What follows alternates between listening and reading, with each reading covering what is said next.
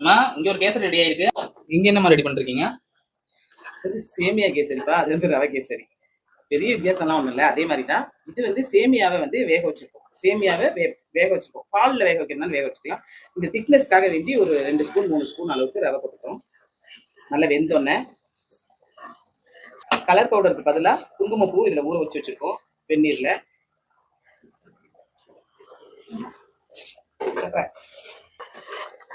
இது சீக்கிரமே வெந்துடும் ரவையோட சேர்ந்து. அதனால அதுக்காக வெயிட் பண்ண வேணாமேங்கிறதுக்காக உடனடியாகவே சர்க்கரையை போட்டுறேன். ஒரு பிஞ்ச் அளவுக்கு ஏலக்காய் தூள், முந்திரி, திராட்சை, டூட்டி ஃப்ரூட்டி எது இருக்குதோ அதை போட்டுக்கலாம். இது நல்லா கலர்ஃபுல்லாக இருக்கணுன்றதுக்காக இதை நாங்கள் போட்டுருவோம். இது பார்த்தீங்கன்னா ஒயிட் கீ.